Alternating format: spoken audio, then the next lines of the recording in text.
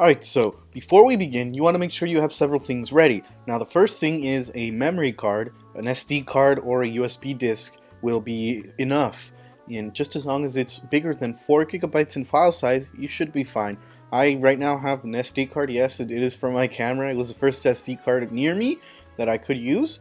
And I have everything backed up on here, from here on a different computer. And speaking of backing up, before you proceed with any of the following, you gotta make sure that everything on your computer is properly backed up. All your documents, pictures, videos, music, and anything on the flash disk you're gonna be using is backed up to either a hard drive, on the cloud, or a separate computer. Once everything's backed up and you're 100% positive and sure that everything that you have on this computer you're going to be installing it on is clear off the computer and safe in another location, you can proceed. So the first thing we're going to need is our flash drive, again 4 gigabytes in size, and an internet connection. It can either be wired or wireless. I do recommend a wired internet because it is faster, but if your computer, let's say like the new MacBooks do, which do not have an Ethernet port, Wi-Fi will be enough. And once we have our internet connection and our SD card ready, we can start the installation.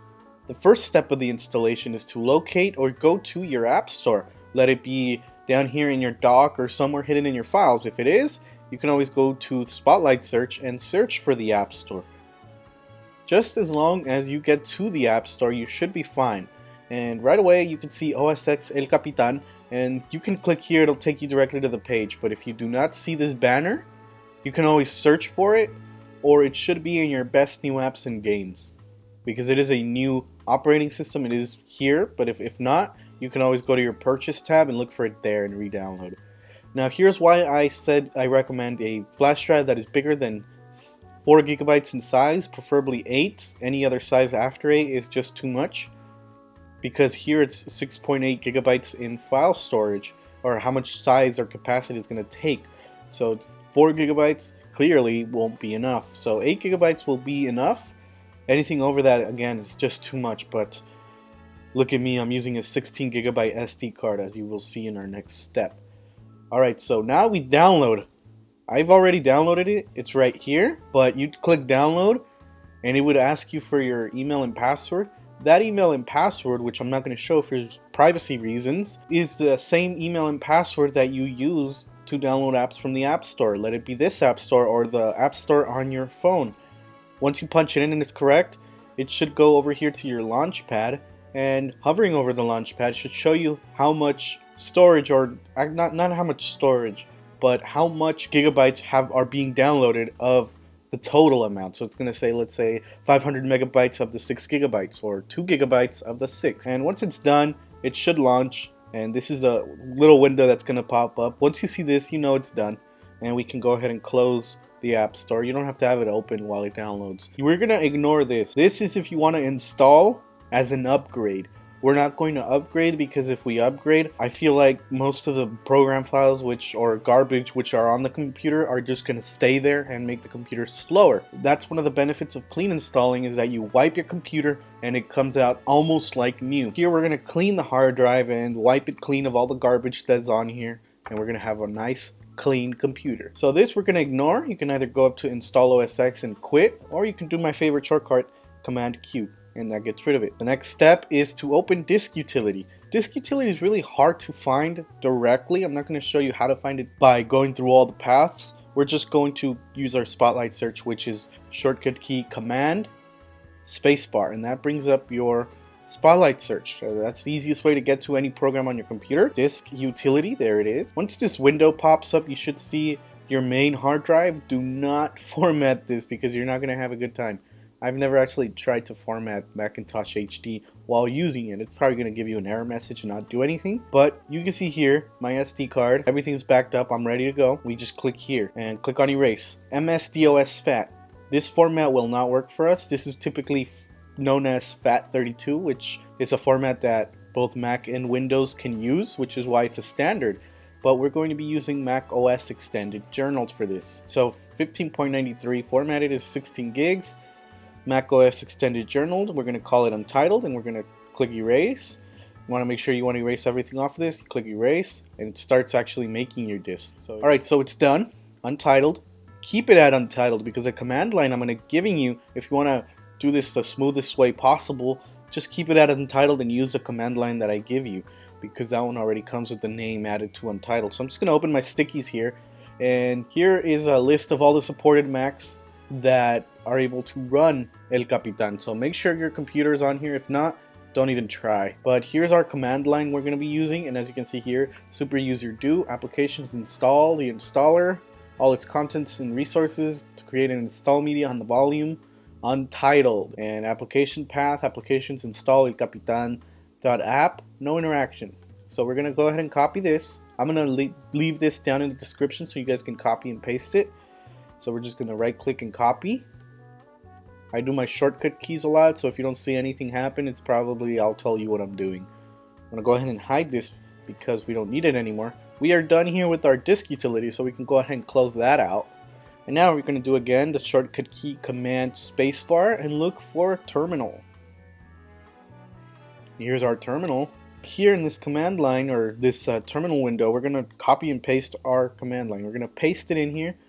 There's our command line, and then now we hit enter. It's going to ask you for your password. This is your computer password, so whatever password you use to unlock your machine, that's the password you're going to put here. In most cases, it's actually your iCloud password or your Apple ID password, but for other computers it might be a specific password like kitty123 or something like that. So you want to type that in.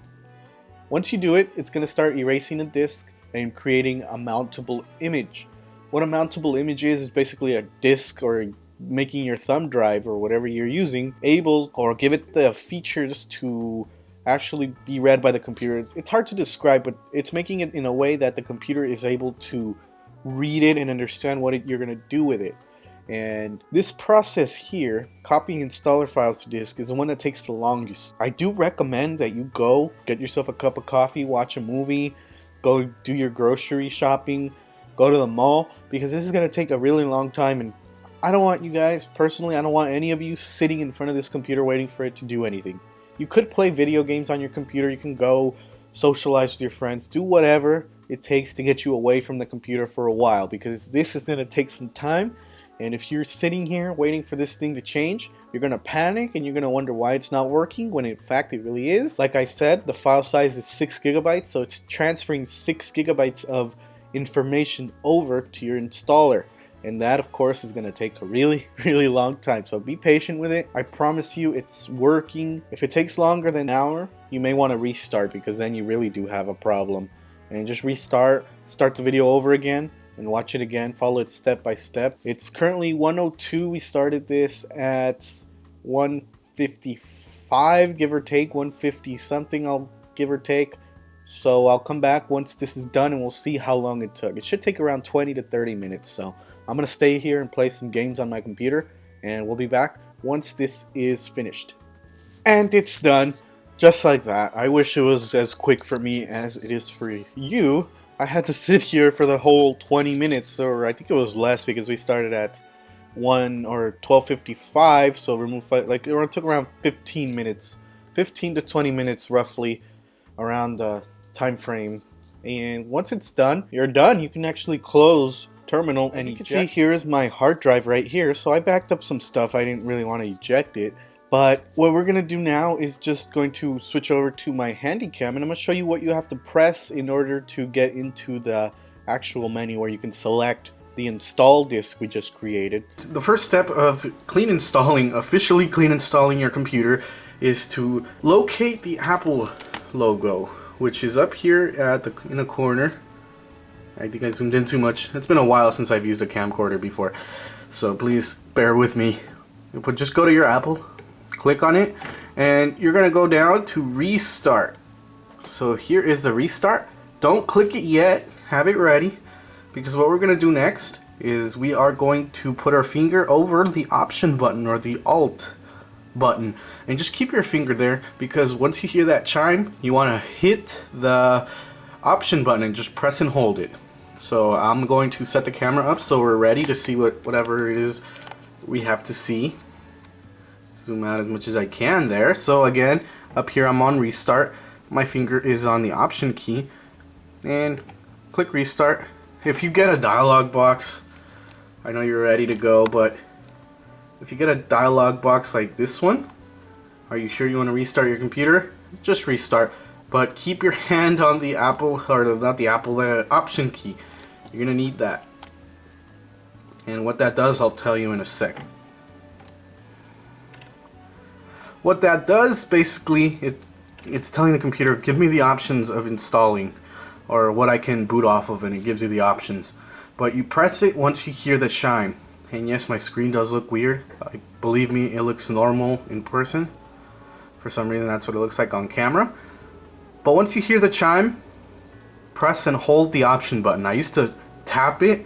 It doesn't really do anything but not do what you want it to do. So just press and hold it, and you should see some options coming up. And if this takes some time, just bear with it.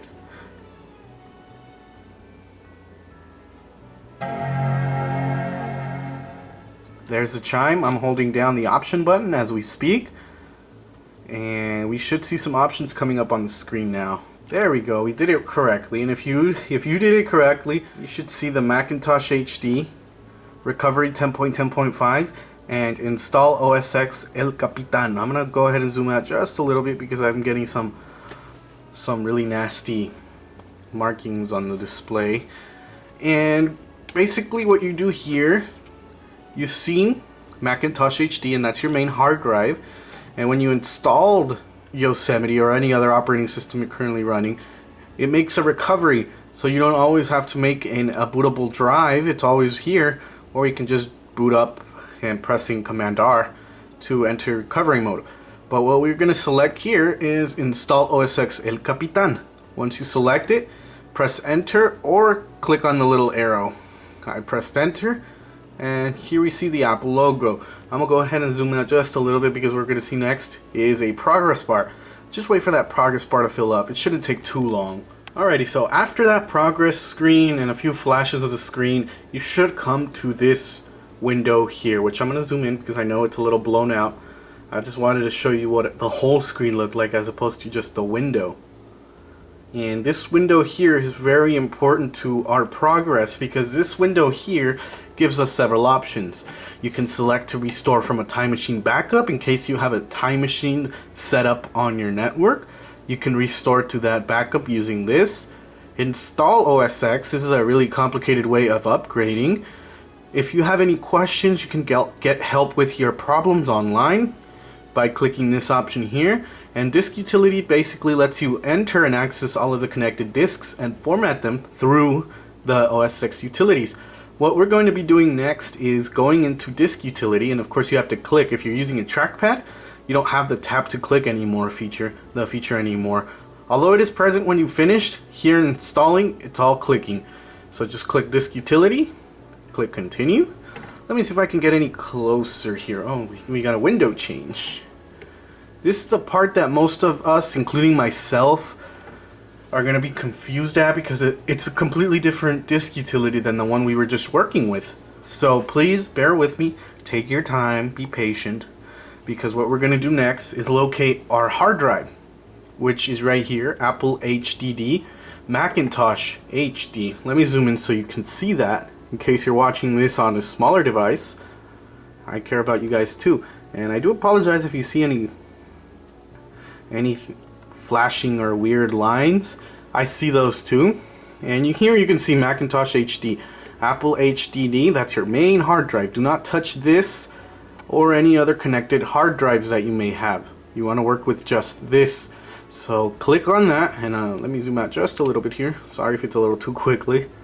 I don't really use these cameras that much anymore. But what you want to do once in here, you can click here and it'll show you what you have on there and whatnot. But we're going to click on our hard drive, and our options are up at the top, and I'll show you what those are just as soon as I get zoomed in here and adjust my stuff.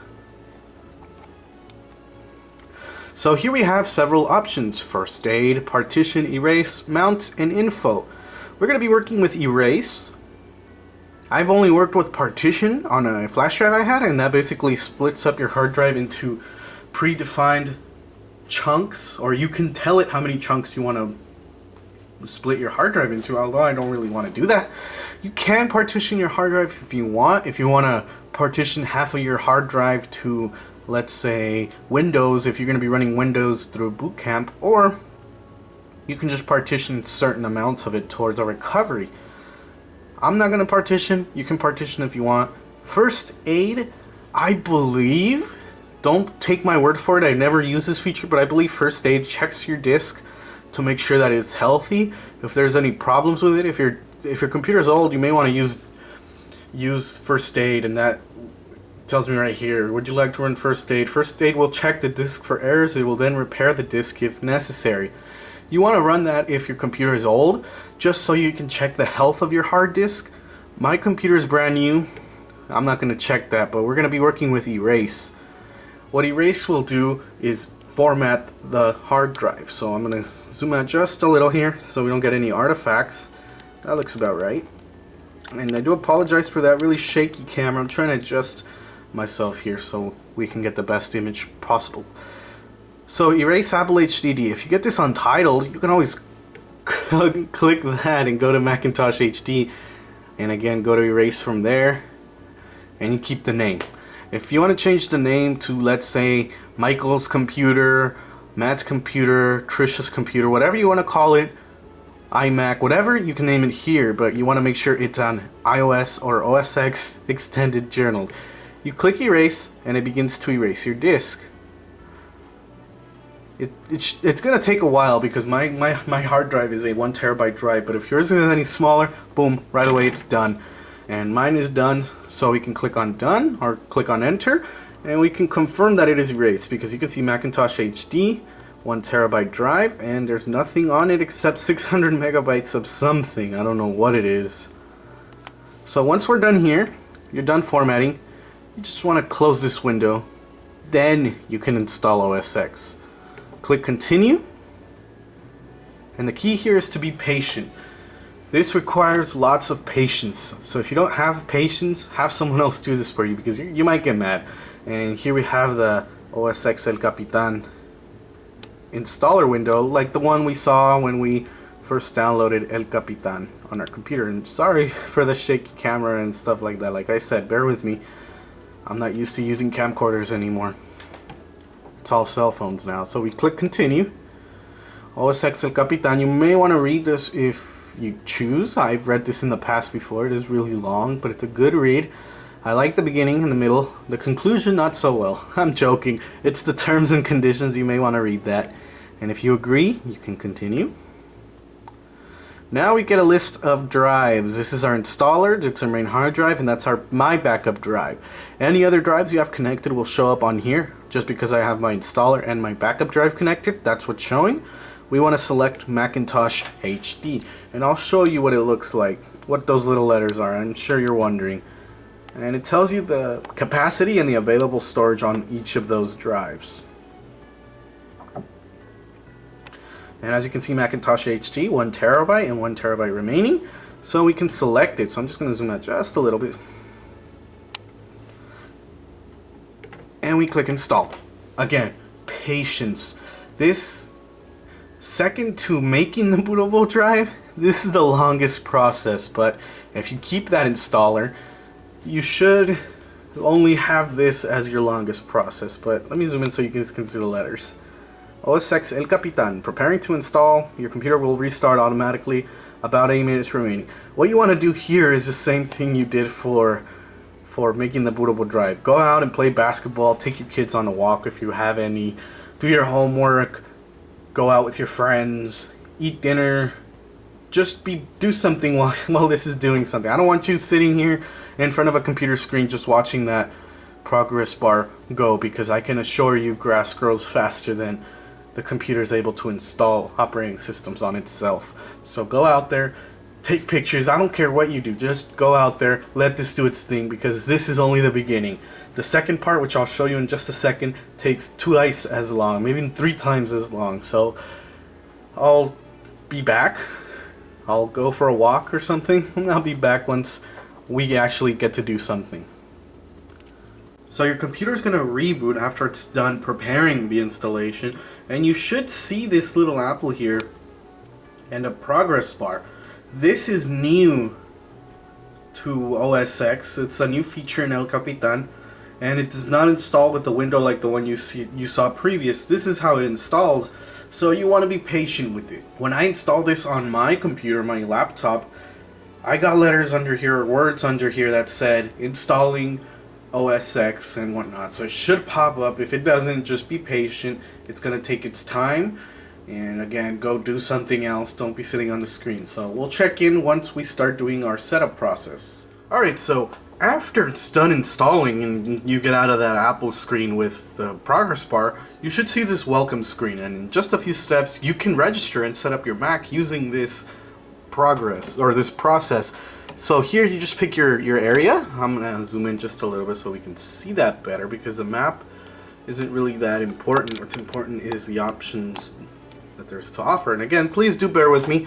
The camera, if it's a little bad, I'm not used to using camcorders in my videos, but just select where you are from, and here's a list of supported areas that you can choose from. I am in the United States. You can show all if you want, it'll show a lot more, but because I'm in the United States, I click United States, and just zoom out just a little bit so we can see that continue button down here, and then you choose your keyboard layout, either US or Canadian English. And again, I'm gonna zoom out just a little bit. I feel like I'm getting artifacts, and we get artifacts still, but not too much. So continue again. Now here are 3 different options to choose from.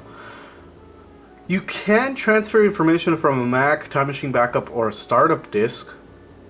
You can transfer all the things from your Windows PC over, or you cannot transfer anything at all. In my case, I'm going to be choosing don't transfer any of my information, that way the computer stays clean, but you can choose any of those 2 options if you are wanting to use them, or if you're familiar with using them and want to use them. Alright, so click continue. Enable location services. Because this is a desktop, I wouldn't really consider using this, only because I still use maps, so I will select it. And you can select things like these if you press the space bar and then click next. Now we're gonna have to sign into our Apple ID. Let me just zoom out just a little bit so we can see a little better. But okay, so here you have to sign into your computer using your Apple ID. So I'm gonna do this, and I'll be back once we are on our next screen.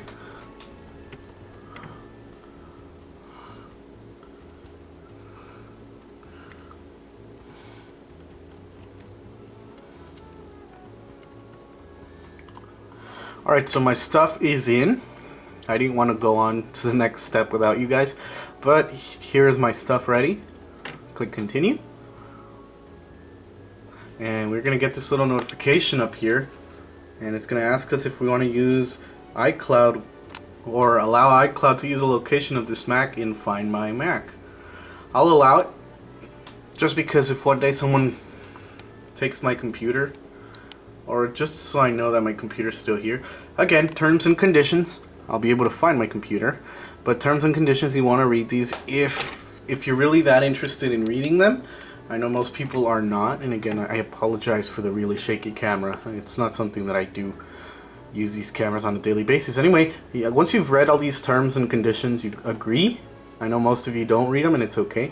And this is the part where I told you most people have their iCloud password as their machine password, and that's because here, when you create a user account, it's telling you, use my iCloud to log in. You can keep it that way, and you use your iCloud password to log into your computer.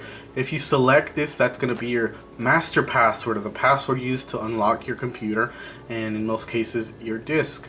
I'm not going to do that. I'm going to uncheck it, and I'm going to set up my name as Alex, my account name as Alex. And my account picture, somehow it's glitching, but it's the owl. I like picking the owl. But as you can see here, there's a variety of different pictures you can choose from. You can even scroll down and see more. But I like the owl because he's a symbol of knowledge. Of course, I like to pick the easiest passwords, because everybody uses my computer. and allow my Apple ID to reset the password, you want to select that. If you forget your password one day, you can use your iCloud to unlock your disk or reset the password. I've never really used that, but if you have used that and it works for you, go ahead and check it. Alright, so going along, again, there's a continue button down here. You just can't really see it because I'm focusing on the important things. And once you click create, it starts creating your account, and this should be the last step. I'm just going to zoom out. And you can see down there at the corner it says creating account. So it's making your account. And you gotta be patient sometimes. Again, the older your computer is, the slower this will be. This is a late 2012 iMac, the first generation of the thin iMacs with a laminated display. So that gives you an idea of how it is. But iCloud keychain, we still got more stuff to do. Let me zoom up here. You can read the stuff if you decide to do this process. You can read this stuff, but I'll show it to you now. And iCloud keychain is a really cool thing you can use. It saves all of your passwords, and all you have to do is put in a verification code you get on your phone, and you punch it in that verification code using a code that you make, and you can use all of your passwords with your computer. I could set it up later, but I'm gonna set it up now because of course I want to start using this computer as soon as I'm done with this tutorial. So I click continue, and you get 3 different options, and I'm showing you everything as is because I want you guys to see all the options that are available for you. So you get 3 options. You approve from another device, use an iCloud security code, or you set up later. I use the iCloud security code because it sends me a passcode or a little code that I can punch in, and it knows that I'm verifying the use of iCloud keychain on this computer. But if you don't have that password set up, you can approve from another device. All you do is get a notification on, let's say, your iPad or your iPhone that the computer wants to use iCloud keychain. You tap yes, or you tap in your password, and you're all set. But I use the iCloud security code. If you use the iCloud security code, you get a 4-digit iCloud security code which you punch in. Once you punch it in, you get a verification code sent to your cell phone, and then you just punch in that verification code, and you should be all set. Alright, so once you punch in that verification code and the verification code is correct, diagnostics and usage, you can have the computer send your diagnostics and usage data to Apple in order to improve the product you are using and share crash data with app developers. I don't like doing this for security reasons, so I just take it off, and all you have to do is just uncheck this, and it unchecks everything. Click continue. The continue stays in the same spot, that's why I don't show it. So here now it starts setting up your Mac. This little screen here, it's just setting up your Mac, and ta-da, there we go. We're all set and ready to go using OS X El Capitan.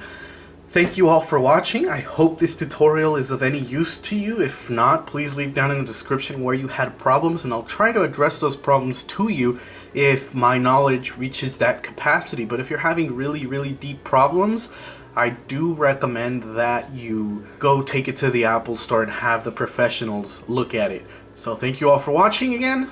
See you all in the next video.